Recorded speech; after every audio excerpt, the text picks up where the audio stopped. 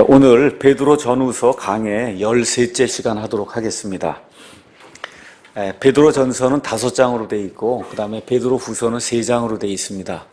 그래서 총 8장에 사도 베드로라고 하는 어느 면에서 예수님의 수제자가 되겠죠. 그렇죠?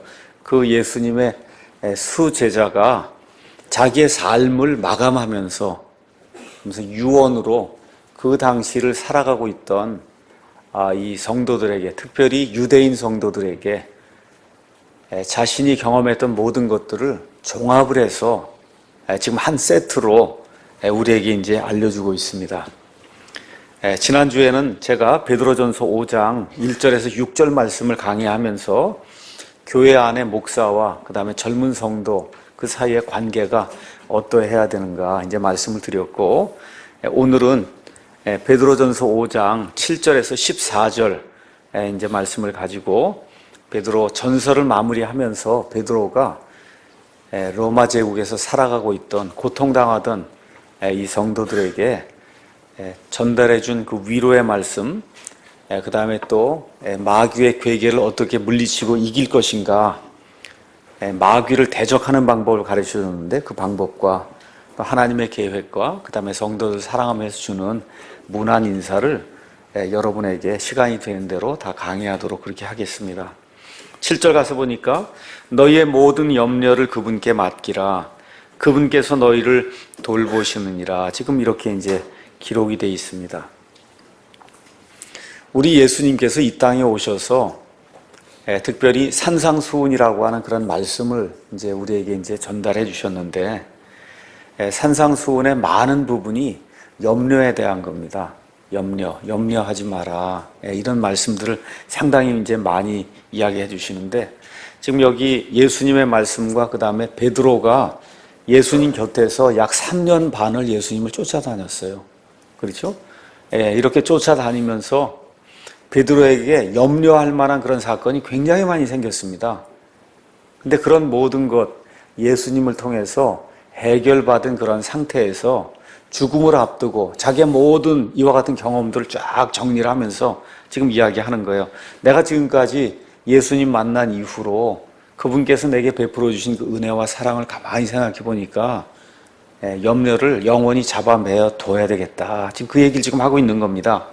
자, 그러면 베드로가 살아가면서 얼마만큼 염려할 만한 그런 사건이 많았던가 하나하나 이게 잠깐 살펴보겠습니다. 마가복음 1장 29절에 31절 가서 보시면 베드로의 장모가 열병에 걸려있는 그와 같은 상황이 그 안에 기록이 되어 있습니다. 그때 예수님께서 베드로의 아내의 어머니의 열병을 고쳐주는 그런 내용이 그 안에 이제 기록이 되어 있습니다. 여러분이 잘 아시는 것처럼 누가복음 5장 가서 보시면 밤새도록 고기를 잡으러 갈릴리 바다에 나가서 노력을 했는데 고기 한 마리 잡지 못한 이와 같은 안타까운 상황이 그 안에 기록이 되어 있거든요. 그때 예수님께서 멀리 나가서 그물을 던져서 고기를 잡으라고 할 때 상상도 할 수 없을 정도로 많은 그런 고기가 잡히는, 그래서 그의 염려가 해결이 되는 그런 내용이 누가복음 6장에 이제 기록이 되어 있습니다.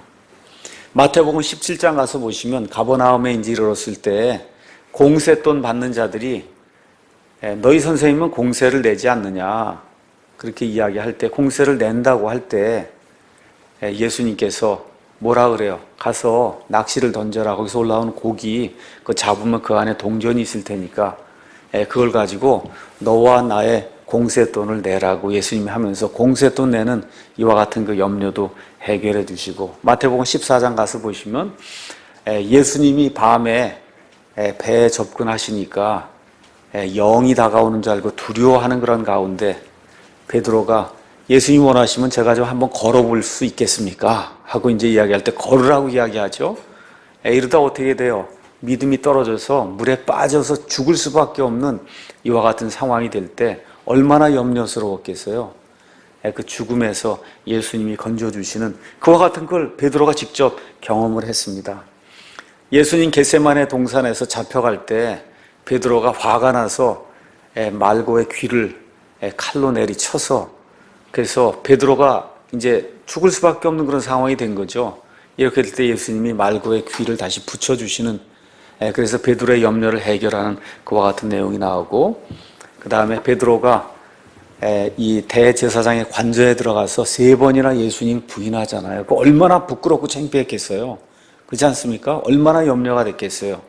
부활하신 이후에 예수님께서 요한복음 가서 보니까 다시 한번 베드로에게 일할 수 있는 기회를 주시면서 내가 나를 사랑하느냐 3번 물으시면서 이 베드로의 모든 염려를 해결해 주시는 그런 내용이 또 그 안에 기록이 되어 있고, 사도행전 12장 가서 보시면 헤롯 왕이 베드로를 죽이려고 감옥에 이제 집어넣었을 때 천사가 와서 감옥에서 그를 구출해 주는 그와 같은 내용이 또 그 안에 기록이 되어 있습니다. 그래서 베드로만큼 예수님하고 같이 밀접하게 살면서 같이 생활하면서 자기의 모든 염려를 해결해 준 이와 같은 사람이 사실 성경에 없습니다. 그렇지 않습니까? 그래서 베드로가 지금 그런 분이 우리의 주님이니까 모든 염려를 내려놔라, 그렇게 이야기할 때 이거는 그냥 단순하게 저처럼 뭐 그런 거 경험해 보지 못한 이런 목사가 이렇게 피상적으로 얘기하는 그런 내용이 아니고, 이거는 예수님과 함께 동거동락하는 가운데 실질적으로 병 문제, 죽음의 문제, 그렇죠, 감옥에 갇히는 문제, 그 다음에 지금 여기 가서 뭐 고기를 못 잡으면, 어부가 고기를 못 잡으면 어떻게 가정을 유지해요? 그렇지 않습니까? 그래서 그런 많은 고기를 잡음으로 말미암아 가정의 재정 문제를 해결할 수 있는 이런 모든 것까지 베드로가 직접 경험을 했잖아요. 그래서 예수님이 우리의 모든 염려를 해결해 주는 그런 분이다, 이런 거 자기가 체험한 그런 것에 기반해서 지금 베드로가 영원토록 너희 염려를 예수님께 맡겨라, 그분께서 너희를 돌보신다라고 얘기해 주시는 그런 내용이 여기 7절에 기록이 되어 있습니다. 시편 55편 22절 가서 보니까 이렇게 이제 기록이 되어 있습니다. 한번 잠깐 보겠습니다. 시편 55편 22절 가서 보니까 내 짐을 주께 맡기라. 그러면 그분께서 너를 붙드시고 의로운 자가 흔들리는 것을 결코 허락하지 아니하시리로다. 이렇게 이제 기록이 되어 있습니다. 그래서 이 시편 기자가 다윗의 시로 지금 되어 있는데, 이 다윗이 그렇게 어려움을 겪는 가운데 의지할 곳이 오직 주님뿐이 없었거든요. 그래서 다윗 역시 스스로의 그와 같은 그 체험을 통해서 다윗이 얼마나 오랫동안 사울에게 핍박을 받았냐 하면 약 한 12년, 13년 동안 핍박을 받았어요. 골리앗을 죽일 때가 한 17살쯤 됐습니다. 왕이 될 때가 그 다음에 30살에 왕이 됐으니까 적어도 12년, 13년 동안 죽을 고생을 다 한 거예요. 이런 가운데 그를 도와줄 사람은 이 세상에 아무도 없었습니다. 오직 하나님만 의지하고, 그리고 하나님께 그의 모든 짐을 내어놓는 이와 같은 일을 통해서 하나님께서 그의 모든 염려를 해결해 주신 그와 같은 사실을 다윗이 기억을 하면서 내 짐을, 짐이라고 지금 이렇게 되어 있는데 버든 이렇게 돼서 부담이란 말이에요. 저와 여러분이 어깨에 지고 가야 될 그와 같은 그 부담, 이걸 주님께 맡겨라. 그러면 그분께서 너를 붙드시고 주님이 의롭다고 하신 저와 여러분 흔들리는 것을 결코 허락하지 아니하신다. 지금 성경이 그렇게 이야기해 주고 있습니다. 지금 여기 21세기 이상한 일이 좀 있는 것 같아요. 제가 이렇게 가만히 요새 보니까 한 30년 전에 굉장히 우리가 못 살 때, 이렇게 못 살 때는 아버지가 나가서 혼자만 벌어도 어떻게 다 살았는데, 지금 이렇게 그냥 잘 산다고 해서 남편과 부인 다 둘이 뛰어도 그렇게 힘든 거예요. 이게 세상 사는 게. 참 세상이 이상하다, 그런 생각이 많이 듭니다.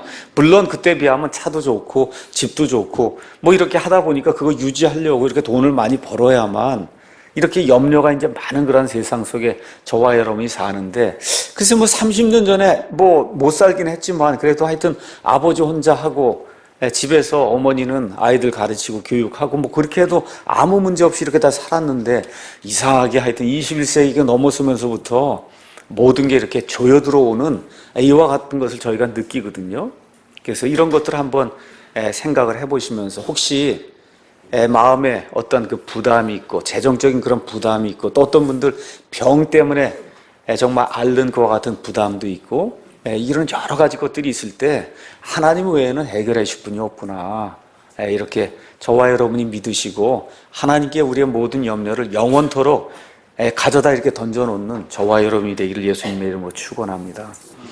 8절 9절 가서 보니까 이러한 염려가 생기는 원인이 있다는 거예요. 그 원인이 마귀, 그 원인 중에 하나가 마귀가 될 수 있다. 그렇게 얘기하면서 거기에 정신을 차리라, 깨어 있으라. 너희 대적 마귀가 울부짖는 사자같이 두루다니며 삼킬 자를 찾나니 믿음에 굳게 서서 그를 대적하라. 세상에 있는 너희 형제들도 동일한 고난을 겪는 줄 너희가 아느니라 라고 이야기하면서 여러 가지 염려 중에 어떤 부분은 마귀가 우리에게 가져다 줄 수 있다. 특별히 지금 로마 제국의 2000년 전에 로마 시대에 살고 있는 그 성도들 한번 생각해 보세요. 지금 목숨이 언제 날아갈지 모르는 그런 상황이거든요. 누가 가서 밀고 갈 수도 있고 여러 가지 어려운 일들이 많이 있는 그런 상황 속에서 지금 정신을 먼저 차리라고 이야기하고 깨어 있으라고 이야기하고, 여기 깨어 있으라는 말도 다시 한번 말씀드리지만 잠자지 말고 24시간 동안 깨어 있으라는 얘기가 전혀 아닙니다. 성경에서 깨어 있으라고 한 얘기는 경각심을 가지라는 뜻이에요. 경각심을 가지란 그런 뜻이에요. 그러니까 잠 충분히 주무시고 경각심을 가지란 얘기지, 밤 12시 뭐 이렇게 깨어 있으란 얘기가 아니라는 거 꼭 기억하셔야 됩니다. 깨어 있으라. 너희 대적 마귀라고 표현하면서 대적자라고 지금 이야기를 하고 있어요. 자, 그래서 우리 그리스도인들에게 아니면 온 인류에게 원수 마귀가 있다고 성경이 우리에게 이야기를 하고 있습니다. 많은 종교가 마귀는 실제적인 어떤 인물이 아니라 어떤 악한 영향력이다, 이렇게 이제 주장을 하는데, 저와 여러분이 성경을 있는 그대로 읽으시면 마귀는 인격체예요. 인격체. 그래서 지정의가 있는 그와 같은 존재를 우리가 인격체라고 이야기하는데, 우리 하나님도 지정의가 있어요. 인격체입니다. 하나님 만든 천사도 지정의가 있어요. 인격체예요. 저와 여러분도 지정의가 있기 때문에 인격체예요. 그래서 마귀가 저와 여러분 같이 지적인 능력이 있고 감정이 있고 의지가 있는 이와 같은 인격체라고 성경이 우리에게 이야기하고 있습니다. 자, 오늘 우리 김대영 형제님께서 제가 이 강의하기 전에 마귀의 존재에 대해서 이렇게 이제 말씀을 해주셨는데, 거기에 이제 말씀하지 않은 몇 부분만 제가 여러분에게 더 말씀드리겠습니다. 마귀, 보통 얘기하면 이 사탄이라고 이제 보통 얘기해요. 그래서 사탄, 마귀 그렇게 많이 이야기합니다. 자, 사탄의 뜻은 뭐냐면 대적하는 자다. 대적하는 자예요.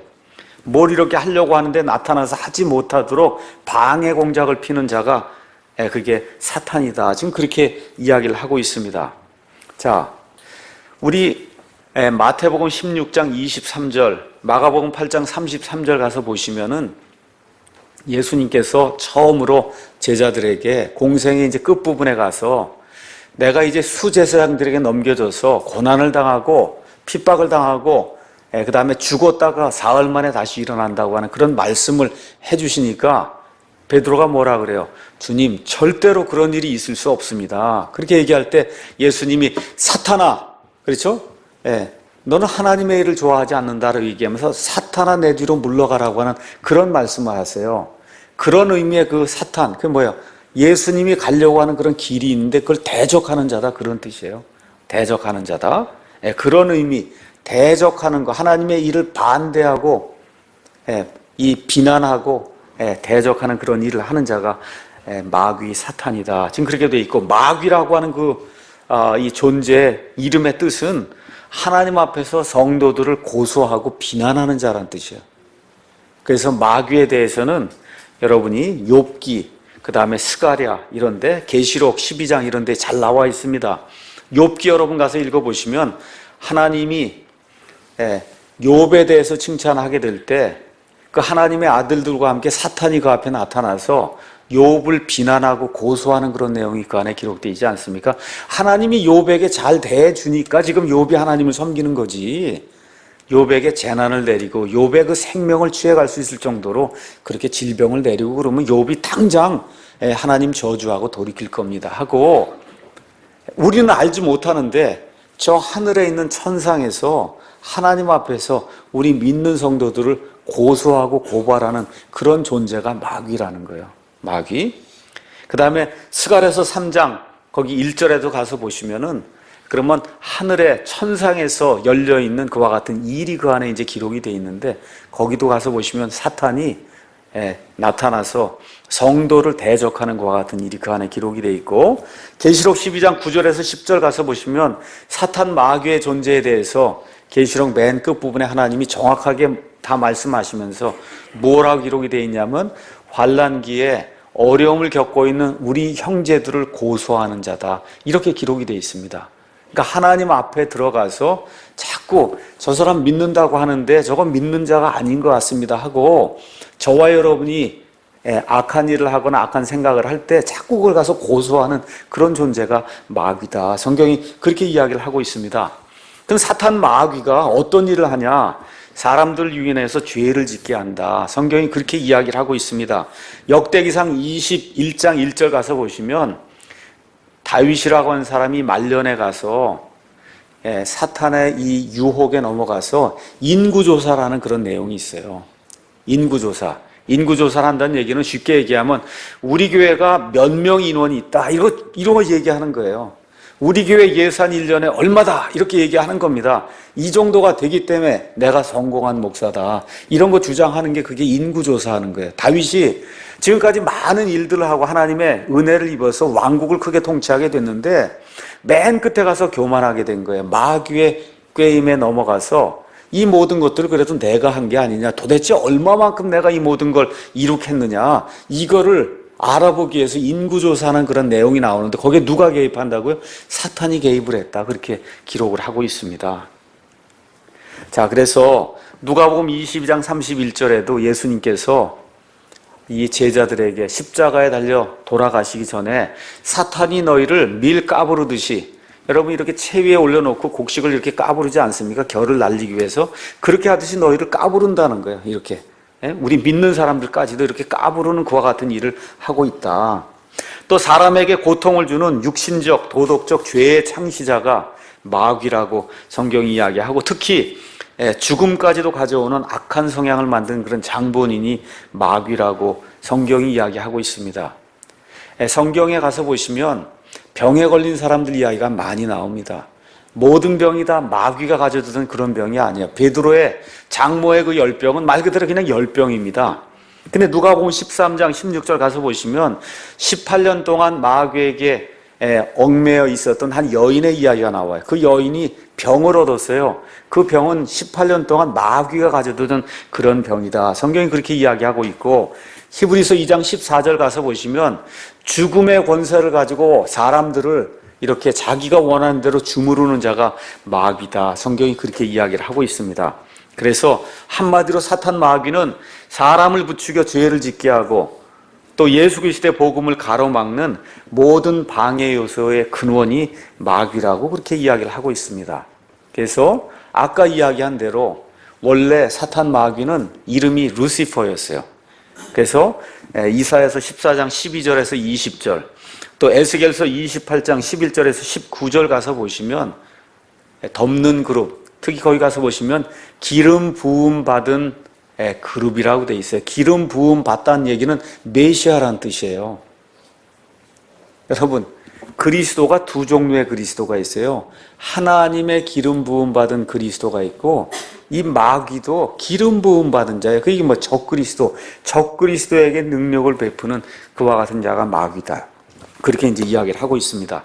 그래서 이 마귀를 표현할 때 두 가지 상징 요소를 이제 많이 사용합니다. 하나는 뱀. 뱀은 실질적으로 아담과 이브에게 나타나서 사람을 타락하게 만든 그와 같은 장본인. 그래서 뱀이 어떻게 했느냐면 사람을 속였거든요. 그래서 뱀으로 나타날 때, 뱀으로 표현이 될 때는 사람을 속이는 자로 이렇게 표현이 돼 있고 오늘 여기 베드로전서 5장 8절 가서 보니까 여기는 사자로 표현이 돼 있어요. 으르렁대는 사자. 거기 가서 보니까 울분 있는 사자같이 두루 다니며 삼킬 자를 찾는다. 이렇게 이제 기록이 돼 있습니다. 그래서 마귀에게서 벗어나려면 어떻게 해야 되냐? 정신을 차려야 된다는 거예요. 정신을 차려야 된다. 영어로 be sober라고 하는 그런 단어를 썼습니다. sober. sober는 성경에 12번 나와요. 12번. 그 다음에 이게 명사형으로 쓰일 때는 sobriety에서 2번 나옵니다. 술 취하지 않은 상태, 말짱한 상태, 냉철한 상태, 맑은 정신을 가진 그런 상태가 돼야만 마귀를 물리칠 수 있다고 성경이 우리에게 이야기하고 있습니다. 오순절 은사운동 하는 사람들이 특히 마귀에 대해서 잘 이해를 해야 돼요. 마귀를 어떻게 물리칠 수 있냐? 첫째, 마귀를 너무 가볍게 업신여기면 안 돼요. 마귀야 물러가라 그러고 이렇게 하면서 마귀를 내가 뭐 이렇게 잡아서 이렇게 목을 이렇게 흔들면은 마귀가 내 말을 들을 수 있는 이런 존재로 생각하면 큰일 난다는 거예요. 그러니까 제가 첫째, 마귀를 우습게 생각하면 안 된다. 그 말씀 먼저 가볍게 대하면 안 된다는 거예요. 마귀는 무척 위험한 인물이에요. 위험인물도 보통 위험인물이 아니에요. 능력과 지혜가 어느 정도 뛰어나냐? 예수님한테 와서 너 나한테 경배하라 이렇게 얘기할 정도로 능력과 지혜가 뛰어난 존재가 마귀예요. 그러니까 우리는 상대가 안 되는 걸 잘 이해하시고 마귀 앞에서 까불면 안 된다는 겁니다. 저와 여러분이.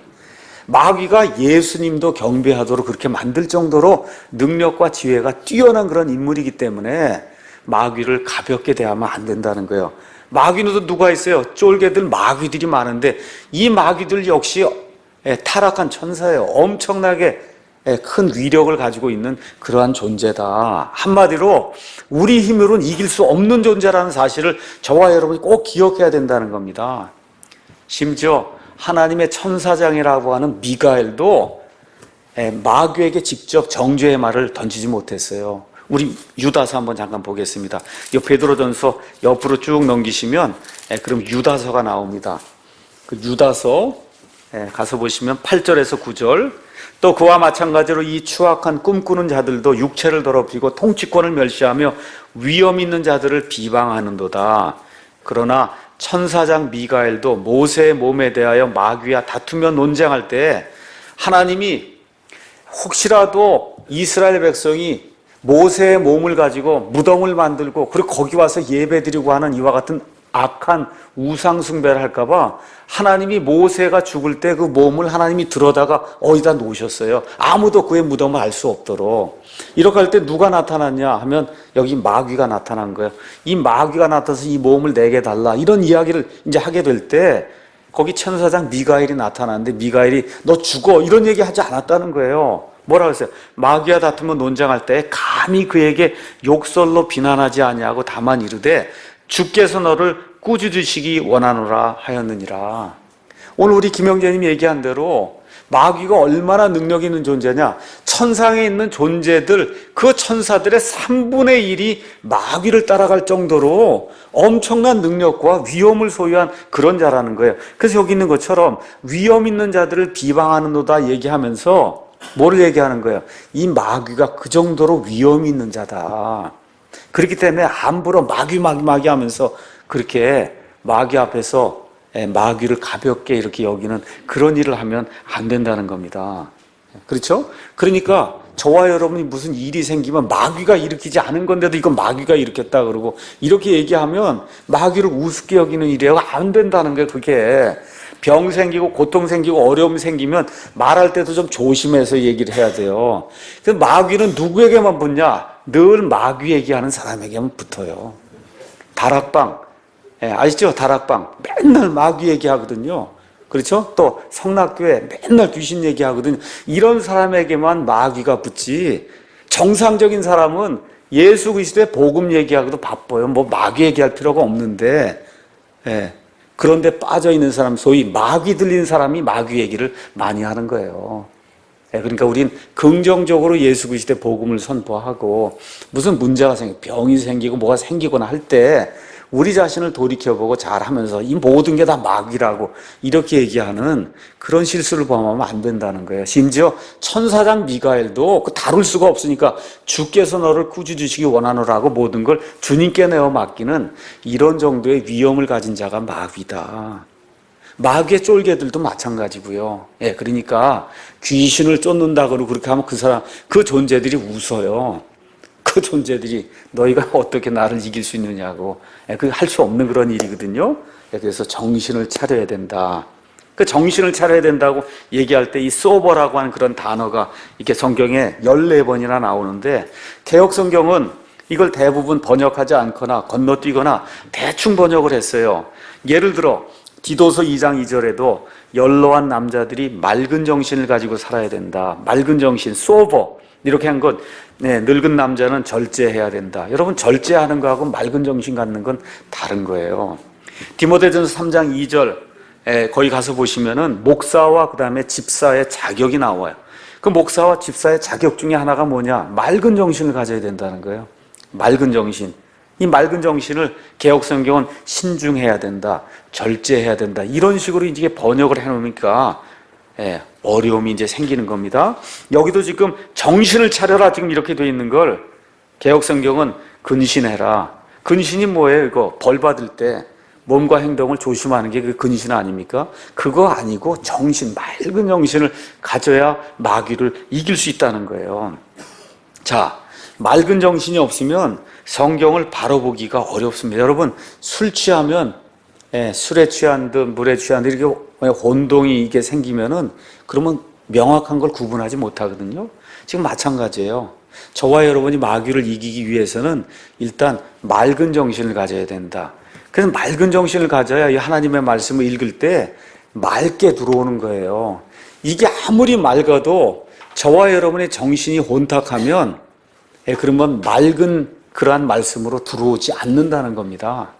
그러니까 하나님 편에서 하셔야 될 일은 하나도 변개가 되지 않는 맑은 성경을 우리에게 전달해 주시는 거고, 우리 성도들이 해야 될 일은 이 정신을 술 취하지 않게 맑게 냉철하게 이렇게 맑은 정신을 유지해서 하나님이 맑게 보존해 주신 성경 말씀을 제대로 이해하는 그런 성도가 돼야 마귀를 대적해서 이길 수 있다는 거죠.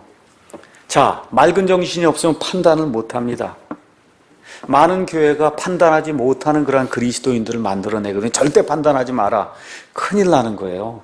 이 예수님을 제대로 믿는 사람은 처음부터 끝까지 판단을 잘해야 되는 겁니다. 이 성경 말씀에 근거해서 저 목사가 얘기한 게 저거 맞는가 그른가를 철저히 잘 판단하는 그런 사람이, 맑은 정신을 가진 그런 사람이 좋은 그리스도인이 되는 건데, 대부분의 교회에서는 판단하지 못하도록 그렇게 만들어 놓기 때문에 교회가 어려움을 겪는 겁니다. 자, 이렇게 판단을 못하고 맑은 정신이 없으면 현 시대에 일어나고 있는 그런 일들을 구분을 못하는 거예요. 교황이 뭐 하는 사람인지, 천주교가 뭐 하는 건지, 어디서 WCC가 열렸다고 하니 WCC가 도대체 뭐 하는 건지 정신이 맑지 않으면 이해를 못하는 겁니다. 제가 이번 주에 글을 2개 우리 교회 사이트에 올렸어요. 하나는 땅굴, 하나는 12월 전쟁설. 12월에 전쟁 난다 그러게 요새 아이들이 네이버 이런 데서 그런 거 듣고는 부모에게 와서 묻는단 말이에요. 12월에 전쟁 난다고 하는데 어느 전도사가 그런다고 하는데 도대체 이게 어떻게 된 거냐. 어느 장로가 뭐 청와대 근처까지 다 땅굴을 뚫어놨다 그래갖고 뭐 50만 명씩 뭐 이렇게 뭐 유튜브를 본다고 하는데 이게 도대체 어떻게 된 거냐. 그래서 그 불신자가 덧글을 달았는데, 장로와 전도사가 지금 땅굴, 그 다음에 12월 전쟁설을 퍼뜨리니 기독교 대표들이 회의해서 정확한 의견을 내야 되는 거 아닙니까? 이렇게 지금 올려놓은 거예요, 지금 덧글에. 그러니 목사님 좀 판단을 해달라. 이건 목사가 이런 거 판단할 그게 아니잖아요. 이거 들어보면 여러분 어때요? 맑은 정신이 있으면. 어때요, 여러분? 이 가짜예요, 진짜예요? 아, 가짜잖아. 이런 거는 일고의 가치도 없는 얘기예요. 이건 딱 들어보면 이쪽 귀로 들어보면 그냥 이쪽 귀로 딱 날려야 될 그런 얘기지. 뭘 이런 거에 대해서 신경을 쓰고 30분을 생각하고 1시간을 생각해. 시간이 그렇게 많이 남아도입니까, 이게? 그렇잖아요. 맑은 정신이 있으면 딱 들으면 이건 가짜구나. 이건 진짜구나. 이건 내가 주의해야 되겠구나. 이건 주의하지 않아야 되겠구나. 이런 내용이 들어와야 되는 거예요. 그게 맑은 정신을 소유한 그런 사람이 해난 그런 일이다. 맑은 정신을 갖지 않으면 죽을 때까지 봉사하고 헌금하고 뭐 다 하고는 이단에 빠져서 평생 고생하는 그런 일이 생기는 거예요. 이단에 왜 빠져요? 정신이 맑지 않으니까 빠지는 거예요. 정신이 맑지 않으니까 이단에 빠지는 거예요. 평생 고생하는 그런 일이 생기는 겁니다. 그래서 어느 분이 그렇게 얘기하더라고요. 우리 사랑침례교회는 좀 교회 이름을 밑에 부제목으로 맑은 정신, 따뜻한 가슴 침례교회 이렇게 좀 해야 되지 않겠냐. 원래는 맑은 정신 침례교회만 해야 된다 그래서 정신만 맑고 이 가슴이 또 이게 너무 칼같이 예리하면 그러면은 이게 안 되지 않겠냐. 정신 이거는 맑고 가슴은 좀 부드럽고 이러한 교회를 하는 우리 사랑 침례교회 되겠다. 그리고 여러분 그냥 생각하시고 맑은 정신 침례교회. 아이고 좋은 것 같더라고. 또 들어보니까 맑은 정신 침례교회. 예, 그렇죠. 그 영어로는 sober Baptist Church 이렇게 하면 되겠어요. sober 정신을 차리는 침례교회. 이렇게 하면 아주 좋을 것 같더라고요. 그래서 마귀를 이기려면 정신을 차려야 된다. 맑은 정신을 가져야 된다. 마귀가 어느 정도 이렇게 능한 존재냐? 거짓말과 변장이 아주 능한 존재다. 경계를 늦추면 안 된다는 거예요. 우리 마태복음 13장 가서 보시면 소위 우리가 알곡과 가라지 비유라는 게 있어요. 예수님이 좋은 씨를 뿌리는데 마귀가 나타나서 그거하고 똑같이 생긴 가라지를 뿌린다는 거예요. 그게 세상 맨 끝에 가야나 그게 드러난다는 거예요. 그러니까 마귀가 얼마나 교묘하게 비슷한 것들을 가지고 들어와서 사람들을 유혹하는지 저와 여러분이 꼭 기억을 해야 된다고 성경이 이야기하는 겁니다. 그래서 이거를 판독하려면 하나님의 말씀이 있어야 되고 그 다음에 성령님으로 충만해야 된다고 성경이 그렇게 이야기하고 있습니다. 그게 없으면 맑은 정신으로 하나님의 말씀을 읽고 성령님의 충만이 우리 가운데 없으면 누구라도 속을 수밖에 없다. 그래서 요한일서 4장에 모든 영을 시험해야 된다고 성경이 우리에게 이야기해주고 있는 겁니다. 그래서 맨 마지막으로 마귀를 물리칠 수 있는 방법은 그를 대적해야 된다. 대적이라고 하는 말은 영어로 resist라는 얘기를 썼어요. resist. 이렇게 바람이 이렇게 흘러가려고 하는데 빌딩이 있으면 그럼 이게 막는 거거든요. 대적하면 옆으로 이렇게 흘러가듯이 마귀를 대적을 해야 돼. 저항해야 된다는 거예요. 더 좋은 말로 얘기하면 마귀를 저항해야 된다. 저항. 대적이라 그러니까 뭐 어렵게 생각하지 마시고 원래 말이 resist라는 말이에요. resist는 저항한다는 뜻이에요. 우리 2차 세계대전 때 레지스탕스라는 얘기 들었잖아요. 그렇죠. 나치에 저항했던 레지스탕스. 그 레지스탕스가 이 말에서 똑같은 말이에요. 리지스트라고 하는 그런 말에 이 레지스탕스가 이제 들어있는 겁니다. 자, 그래서 어떻게 저항해야 되느냐. 오늘 읽은 에베소서 6장 10절에서 13절에 나와 있는 말씀 하나님의 전신갑주 취해라. 맞습니다. 여러 가지 것들 다 이야기하고 하나만 더 제가 추가로 여러분에게 말씀을 드리겠습니다. 에베소서 6장에 오늘 읽은 이제 말씀 가서 보시면 6장 8절부터 이제 읽었던가요? 10절부터 읽었네요. 10절부터 읽고 그리고서 어디까지 했냐면 17절까지 오늘 이제 말씀을 이제 강해를 했는데 그 다음에 이 말씀뿐만 아니라 모든 기도와 간구로 성령 안에서 항상 기도해야 된다고 하는 이와 같은 말씀이 바로 그 다음에 이제 나와 있거든요. 그래서 말씀에 굳게 서서 기도로 마귀를 대적하는 그와 같은 일을 해야 그래야 이길 수 있다. 그래서 예수님이 몸소 보여줬다는 거예요. 마태복음 4장 가서 보시면 예수님 공생애 시작할 때 마귀가 나타나서 예수님을 3번 시험하는 그런 내용이 있습니다. 그렇죠? 예수님이 어떻게 물리치세요? 말씀에 기록된 바. 그렇죠? 구약 성경에 하나님이 이렇게 말씀하시지 않았냐? 사람이 빵으로만 살 것이 아니요 하나님의 입에서 나오는 모든 말씀으로 살리라고 기록되어 있지 않느냐. 이와 같은 하나님의 말씀을 사용해서 예수님께서 친히 마귀를 물리치신 그와 같은 일이 성경에 기록이 되어 있습니다. 그래서 말씀으로 또 기도를 통해서 마귀를 저항해 나가야 그래야만 우리가 마귀를 이길 수 있는 거지. 뭐 이렇게 갖고 뭐 쫓는다고 이거 아니라는 거 여러분 꼭 기억하셔야 됩니다. 그러니까 쫓는다고 나오면 그럼 마귀가 저 사람을 사용하고 있구나. 여러분 축사하는데 이렇게 가서 보세요. 뭐 삼촌 목소리가 나오고 별 목소리가 다 나오잖아요. 그러면 어이구 정말 삼촌 할아버지가 뭐 왔다 그러고 이렇게 얘기하잖아요. 그게 뭐야? 그거 자체가 지금 마귀에게 놀아나는 거잖아요. 그거 자체가. 그렇지 않습니까? 그걸 모르고 그게 진짜 삼촌이라고 그러고 진짜 할아버지라 그러니 마귀 입장에서는 얼마나 웃기겠어요. 예. 이런 일들이 마귀가 하는 그런 일이기 때문에 저와 여러분이 그런데 뭐 우리 교회는 그런 분은 없으리라고 이제 믿고요. 자, 그 다음에 이제 뭐라고 이제 기록이 되어 있냐 하면 정신을 차려라 깨어 있으라 이제 말씀을 다 한 다음에 9절에 믿음에 서서 그를 대적하라고 말씀하고 세상에 있는 너희 형제들도 동일한 고난을 겪는 줄 너희가 아느니라. 그러니까 저뿐만 아니라 모든 우리 형제 자매들이 동일한 고난을 겪기 때문에 그래서 교회가 필요한 거예요. 같이 기도해야 된다는 겁니다. 우리 이번에 우리 김문영 형이 아프다고 나와서 간증할 때 어떻게 했어요? 같이 기도하는 수밖에 없잖아요. 그렇지 않습니까? 무슨 수가 있어요, 저와 여러분에게. 같이 기도하고 또 성경에 기록된 대로 저와 우리 집사 형제들이 같이 가서 손을 얹고 같이 기도하고 찬송하고 그거 외에는 없는 거예요. 모든 형제들이 다 같은 그런 고난을 겪기 때문에 저와 여러분이 해야 될 일은 성경에 기록된 대로 같이 찬송하고 같이 기도하고 하나님 말씀 의지하는 것 외에는 없다고 성경이 우리에게 이야기를 해주고 있고, 야고보서 4장 7절에도 가서 보니까 마귀를 대적하면 마귀가 물러간다고 하는 그런 말씀이 그 안에 이제 기록이 되어 있습니다. 사실 베드로가 이런 말씀을 하게 된 것도 그의 체험에서 나오는 거예요. 마태복음 16장에서 예수님 그 십자가 고난 이야기할 때 절대 그런 일이 있으면 안 됩니다 하다가 마귀에게 한 번 또 당했잖아요. 그렇지 않습니까? 대제사장의 관저에서 절대 저는 예수님 부인하지 않겠다고 자신만만하다 또 당했잖아요. 이런 모든 것들을 쭉 이렇게 살펴보면서 이게 내 힘으로는 안 되는 거구나. 오직 하나님의 말씀과 기도를 통해서만 마귀를 대적할 수 있다는 그런 사실을 철저하게 깨닫고 자기의 경험에 근거해서 지금 이렇게 이제 이야기하는 겁니다.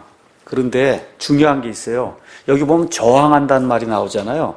마귀는 저항을 해야 되는데 주님을 저항하면 그럼 마귀에게 진다는 거예요. 성령님께서 우리 마음속에 너 그렇게 하면 안 된다고 자꾸 얘기하는데 그 예수님 말씀을 자꾸 저항하면 그게 뭐예요? 주님을 대적하는 거거든요. 그리스도인들도 주님을 대적할 수 있어요. 그러면 지게 돼 있다는 거예요. 마귀에게는 저항을 해야 되는데 주님의 말씀에 저항을 하면 반드시 지게 돼 있다. 거꾸로 뒤집으면 그렇다는 말씀을 저와 여러분이 기억하면 좋겠습니다. 10절 가서 보니까 그러나 모든 성도들이 어려움을 겪는데 그러나 모든 은혜의 하나님 곧 그리스도 예수님을 통해 우리를 부르사 자신의 영원한 영광에 이르게 하신 분께서 너희가 잠시 고난을 받은 뒤에 너희를 완전하게 하시고 굳건하게 하시며 강하게 하시고 정착시키시리니 그분께 영광과 통치가 영원 무궁토록 있기를 원하노라. 아멘. 지금 이렇게 기록이 되어 있습니다. 제가 이렇게 베드로전서를 강의하지만 도저히 제 입장에서 2000년 전에 그 로마 제국 시대에 예수님을 믿을 때 그 사람들이 겪었던 그 고난은 도저히 제가 체험해 볼 수도 없고 체험한 적도 없고 어느 정도 어려울 거냐. 여기 가서 보니까 베드로가 베드로전서 1장 7절에 뭐라고 얘기했냐면 6절부터 비록 지금은 필요가 있어 너희가 여러 가지 시험으로 인해 잠시 근심하고 있지만 그 구원을 크게 기뻐하나니 이것은 너희 믿음의 단련이 불로 단련해도 없어지는 금을 단련한 것보다 훨씬 더 귀하여 예수 그리스도께서 나타나실 때 칭찬과 존귀와 영광으로 드러나게 하려 함이니라. 이렇게 기록되어 있어요. 여러분, 이게 저와 여러분이 이거 읽을 때 이게 감이 안 생기잖아요. 근데 뭐로 표현했냐 하면 용광로에다가 이 금광석을 이렇게 집어넣으면 그런 거 뜨거운 가운데 나머지 찌꺼기가 다 없어지는 가운데 나중에 금만 남는 거잖아요. 지금 여기 베드로의 이 편지를 받는 그 수신자들이 지금 용광로에서 지금 이렇게 뜨겁게 이 금광석을 재련하는 것처럼 그 정도 뜨거운 그와 같은 그 고난을 지금 당하고 있다는 거예요. 그러니까 사실 저와 여러분이 경험하지 못한 거기 때문에 뭐라고 참 이게 표현하기가 어려울 정도로 그렇게 힘든 고난의 삶을 지금 여기 이 베드로 전서의 수신자들이 지금 살고 있는 거다. 이 내용 더 쉽게 말씀드리면 다니엘서 3장에 다니엘의 세 친구가 하나님을 경배하기 위해서 느부갓네살이 내린 그와 같은 명령을 따르지 않다가 용광로 속에 쑥 들어갔잖아요. 진짜 용광로 속에. 느부갓네살이 너무 화가 나서 평상시에 그 용광로보다 7배를 뜨겁게 하라고 그렇게 해갖고는 이 세 친구를 집어넣었는데 그 안에서 살아남는 그런 일이 생기지 않았어요? 지금 베드로가 지금 얘기하는 불같은 시련이 바로 다니엘의 그 세 친구가 겪었던 그와 같은 그 용광로 속에 떨어졌던 그와 같은 의미, 그걸 담고 있는 것이 아닌가, 이렇게 이제 생각을 하면서 베드로 자신도 그와 같은 어려움을 겪고 있고, 그러면서 베드로가 하나님이 이 모든 사정을 알고 계신다, 모든 걸 다 컨트롤하고 계신다 하면서 소망의 메시지를 10절, 11절에 이제 주고 있는 겁니다. 그래서 하나님의 은혜를 한번 기억해라. 그 다음에 또 짧게 얘기하면 이 모든 것들 결국은 어떻게 된다는 거예요? 영원한 영광에 이르는 그와 같은 길이다, 이게. 그 다음에 또 뭐라 그래요? 이게 오래 가지 않는다. 잠시 동안 지속이 되는 그와 같은 고난이다 말씀해주고, 맨 마지막으로 금광석이 그렇게 뜨거운 그와 같은 과정을 거쳐갖고 맨 마지막에 찌꺼기를 제거하게 되면 그러면 결국 순수한 금만 남듯이 이와 같은 고난을 통해서 우리가 변화가 된다. 이런 변화를 통해서 하나님께서 우리를 완전하게 하시고 굳건하게 하시며 우리가 움직이지 않도록 딱 정착시키시는 그와 같은 일을 한다고 이야기하면서 맨 마지막 그 11절에, 그래서 이 모든 것을 통해서 사람이 아니라 하나님 아버지가 영광과 그 다음에 통치, 이런 것들이 하나님 아버지께 있기를 원한다고 하는 그런 말씀을 이제 하면서 소망의 말씀을 이 베드로 전서의 수신자들에게 이제 주고 있습니다. 그래서 우리 성도들 가운데 지금 이 시간에도 뭐 그 정도는 아니겠지만 그래도 지금 21세기의 대부분의 사람들이 겪지 않는 그와 같은 어려움, 힘든 그런 상황이 있거든. 여기 나와 있는 이 말씀을 기억하시면서 너의 모든 염려를 맡기라, 그 말씀하시고, 그렇죠? 모든 은혜의 하나님께서 이 모든 과정을 통해서 우리를 영광스럽게 만들어 주신다는 이런 사실을 기억하고, 그래서 하나님 아버지께 기도하시고 또 교회가 같이 기도하는 것이 필요하다, 이렇게 생각이 드는 우리 목사에게 이야기하시고, 그래서 같이 기도하자, 같이 찬송하자, 필요한 경우, 특히 몸이 아픈 경우는 같이 손을 얹고 같이 기도해서 하나님의 은혜를 간구하는 저와 여러분이 됐으면 좋겠습니다. 자, 마지막으로 이제 너희를 위한 신실한 형제라고 내가 생각하는 실로아노 편에 내가 간단히 써서 권면하고, 그러니까 이 편지를 누가 가져다 준 거예요? 실로아노라고 하는 사람이 가져다 줬다는 겁니다. 이것이 하나님의 참된 은혜임을 증언하였거니와 이 은혜 안에 너희가 서 있느니라. 내가 실로아노라고 한 사람을 통해서 이 편지를 너에게 전달해 줬는데 이것 자체가 하나님의 참된 은혜다. 근데 내가 보기에 너희는 하나님 은혜 안에 지금 서 있다고 지금 베드로가 이야기를 하고 있습니다. 자, 여기 실로아노라고 한 사람이 나오는데, 실로아노는 성경에 보통 신라라고 하는 그런 사람을 이제 표현이 되어 있습니다. 자, 예루살렘의 그 제자들 중에서 아주 중요한 그런 그 인물이었어요. 여러분 잘 아시는 것처럼 이 안디옥 교회에 할례 문제가 이제 생기게 됐을 때 사람들이 바울과 바나바를 예루살렘 교회로 이제 보내게 됩니다. 그래서 바울과 바나바의 여러 사람들이 안디옥에서 예루살렘에 왔다가 좋은 그와 같은 그 판결을 가지고 돌아갈 때 그 길에 유다하고 실라라고 한 사람도 같이 안디옥에 내려와서 이 사도들이 정해놓은 그와 같은 규정을 알려주는 그와 같은 내용이 나와요. 자, 이렇게 되면서 바울과 바나바가 2차 선교여행을 떠나게 될 때 서로 갈라지게 돼요. 이렇게 갈라지게 될 때 바울과 함께 2차 선교여행을 떠났던 사람이 실라입니다. 그래서 여러분 잘 아는 것처럼 2차 선교여행 하는 가운데 빌립보 거기 들어갔을 때 점치는 여인을 구해주는 내용이 나오죠. 사도행전 16장에. 그렇죠. 이래갖고 바울과 실라가 감옥에 갇혀서 그 안에서 찬양하는 가운데 감옥문이 열리고 빌립보 감옥의 간수가 구원받는 그 일이 나오죠. 그렇죠. 그 일을 했던 사람이 이 실라입니다. 실라.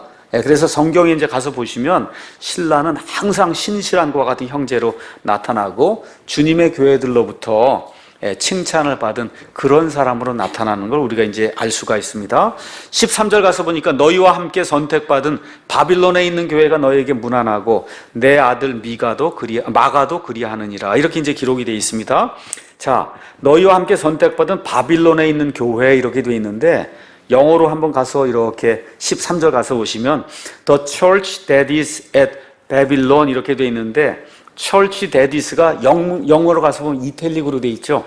이게 무슨 얘기냐면 그리스 말에는 원래 철치 데디스가 없었다는 뜻이에요. 뭐만 있냐? 정관서 더만 있고 그 다음에 앳 있고 바빌론만 있어요. 원래 그리스 말이. 근데 이대로 두면 말이 안 되니까 우리 킹제임스 성경 역자들이 바빌론에 있는 교회라고 하는 걸 첨가를 한 겁니다. 자, 그럼 바빌론이 뭐냐? 바빌론.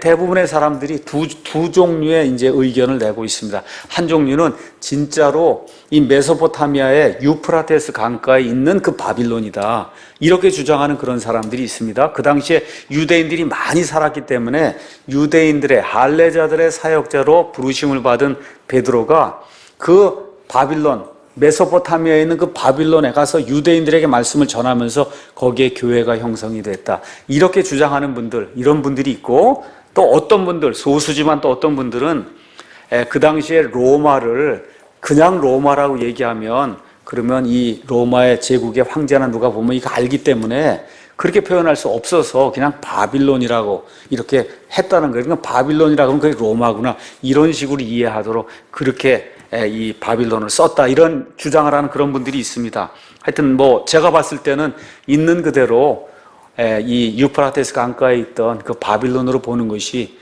가장 좋지 않겠나, 이렇게 생각을 하는데, 뭐 후자의 견해를 가진 그와 같은 주석가들도 있으니까 그런 것들 여러분이 이렇게 보시면 되고요.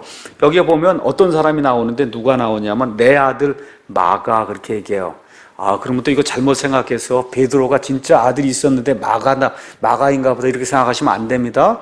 여기 나와 있는 마가도 내 아들이라고 한 건 영적인 의미의 아들을 지금 이야기하는 겁니다. 여기 나와 있는 마가는 누구냐? 마가복음의 기록자예요. 마가복음의 기록자. 그래서 사도행전 12장 12절 가서 보시면 이 마가의 어머니가 마리아라고 기록이 되어 있어요. 이것도 예수님의 어머니 마리아가 아닙니다. 그래서 그 당시에 예루살렘에 부유한 가문에 이 여인이 있었어요. 그 여인의 이름이 마리아예요. 그 마리아의 아들이 마가라고 이제 되어 있고, 골로새서 4장 10절에 가서 보시면 거기에 바나바의 누이의 아들, 지금식으로 얘기하면 생질이라고 얘기해야 됩니다. 바나바의 누이의 아들이 마가라고 이제 그렇게 기록이 되어 있습니다. 여러분께서 잘 아시는 것처럼 1차 선교여행 떠날 때 바울과 바나바가 자기를 섬길 자로 이 요한이라고 하는 이 마가를 데리고 갔는데, 이 마가가 끝까지 선교여행을 다닌 게 아니라 중간쯤 가서 아마 못하겠다 그러고 중간에 돌아가는 그런 일이 생겨서 둘째 선교여행 갈 때 마가 때문에 이 바울과 바나바가 심하게 싸우는 그와 같은 내용이 이제 성경에 기록이 돼 있죠.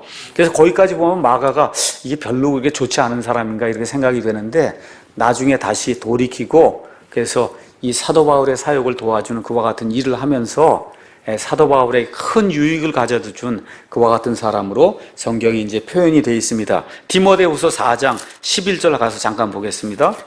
디모데후서 4장 11절 가서 보니까 바울이 2차 선교여행 떠날 때는 아주 마가를 싫어했는데 4장 11절에 오직 누가만 나와 함께 있느니라, 마가를 주에 데리고 오라, 그가 사역을 위해 내게 유익하니라. 지금 맨 마지막에 감옥에 갇혀 있는 이 바울이 마가를 평가할 때 마가는 내 사역을 위해서 유익한 자다. 근데 중간에는 뭐가 틀어져서 서로 좋지 않았지만 맨 마지막엔 좋은 관계를 맺은 그와 같은 하나님의 사역자로 마가가 성경에 이제 기록이 되어 있습니다. 14절 마지막 구절 읽고 마치겠습니다.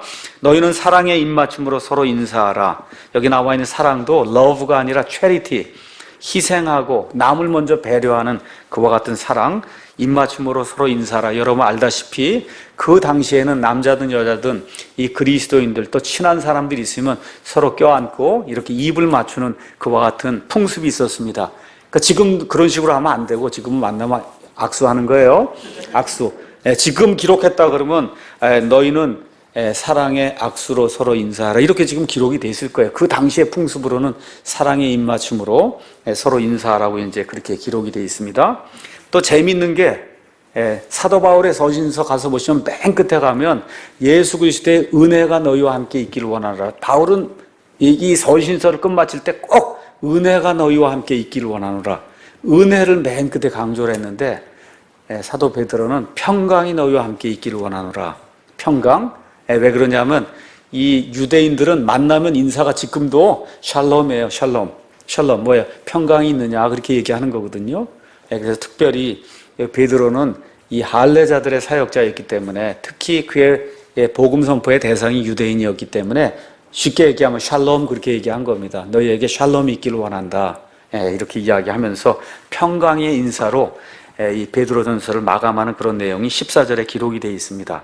자, 이렇게 해서 13번에 걸쳐서 제가 베드로전서 강해를 이제 다 마쳤고, 이제 다음 주부터는 베드로후서 3장에 기록된 그 말씀을 계속해서 강의하도록 그렇게 하겠습니다.